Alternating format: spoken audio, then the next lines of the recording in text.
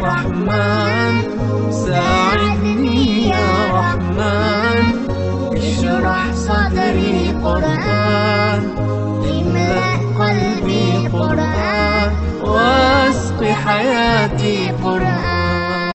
السلام علیکم ورحمۃ اللہ وبرکاتہ۔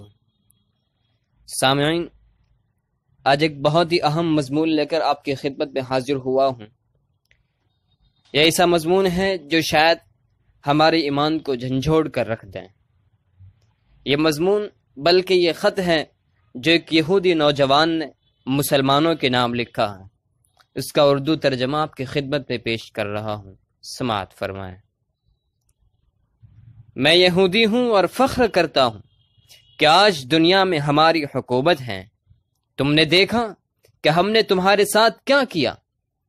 ہم تمہاری سڑکوں پہ پھریں تو ہمیں تمہارا حال پسند نہیں آیا۔ تو پتہ ہے ہم نے کیا کیا؟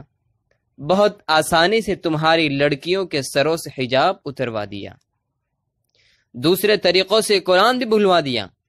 تم لوگوں کے پاس اپنا لباس بھیجا۔ اپنے بازاروں کو دیکھو، سارے عوریہ لباس کی نمائش گاہ ہیں، اور مزے کی بات یہ ہے کہ تم نے سب قبول بھی کر لیا۔ کیا تم کو نہیں معلوم کہ یہ حال قوم لوط کا تھا؟ کتنے بیوقوف ہو تم کہ کہتے رہتے ہوں یہودیوں نے ہماری زمین چھین لی، قرآن و سنت کو ختم کروا دیا۔ تم کہاں ہو؟ کچھ کیوں نہیں کرتے؟ سڑکوں پہ تمہاری لڑکیاں گھوم رہی ہیں، کیا مضحکہ خیز بات ہے؟ تمہارا حال بہت برا ہو گیا۔ ہمیں تم لوگوں کی تعلیم میں ترقی پسند نہیں آئی تو ہم نے تمہارا نصاب بدلوایا اور تمہاری ٹیلی ویژن کو ذلت آمیز پروگراموں میں بدل دیا۔ تمہیں کچھ بولنے کی ضرورت نہیں، تمہارا چپ رہنا ہی بہتر ہے۔ ہم نے تمہارے نوجوانوں کو بھٹکا دیا۔ ایک دور تھا کہ تم ایک پاکیزہ امت تھے، آج تم ذلت کی پستیوں میں اتر گئے ہو، بیچارے۔ ہم نے محسوس کیا کہ تم لوگوں کی زبان عربی بہت خوبصورت ہے، جس سے تم قرآن پڑھتے ہو، اور اہل جنت کی بھی یہی زبان ہوگی، تو ہم نے تمہاری زبان کو بے فائدہ اور فضول قرار دیا، اور تم لوگوں نے فوراً یقین کر لیا۔ پھر تم دوسری زبانوں میں فخر کرنے لگے، ہائے بائے ہیلو وغیرہ وغیرہ، اور تم نے اپنے دعائیہ خوبصورت کلمات کو چھوڑ کر انہیں کا استعمال شروع کر دیا، اور ہم تمہیں اسی طرح پسند کرتے ہیں۔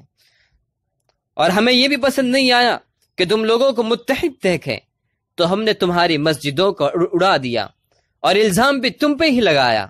اس سے تمہارے درمیان باہمی لڑائیاں شروع ہو گئی۔ ہم نے تمہارے دین کا گہرائی سے مطالعہ کیا اور چھوٹے فتووں کے ذریعے تمہیں تمہاری راہ سے ہٹا دیا۔ ہم نے تمہارے درمیان نفرت اور فساد کی آگ بھڑکائی، جو تب تک نہیں بجھے گی جب تک کہ تم سب کو جلا کر راکھ نہ کرتے ہیں۔ تمہارے گھر والے اب جدید مشینی ایجادات کے زیر سایہ پرورش پاتے ہیں۔ ہم نے طرح طرح کے کمپیوٹر گیمز ایجاد کی، جن میں کھو کر تم قرآن کو بھول گئے، اپنے علماء کو بھول گئے، مسلمان سائنسدانوں اور ان کے کارناموں کو بھول گئے۔ تمہاری نئی نسل ایسی نسل ہے جو حق بات کو کہتے ہوئے بھی ڈرتی ہے۔ ہم یہودی قوم اس بات پہ فخر کرتے ہیں کہ تعداد میں اس قدر تھوڑے ہونے کے باوجود ہم نے تمہیں بہت آسانی سے گوشت کے ٹکڑوں کی مانند خرید لیا، اور تمہیں اس کا کوئی ملال نہیں، تم خوش رہو اور مست ہو۔ سامعین، اس مضمون کو جتنا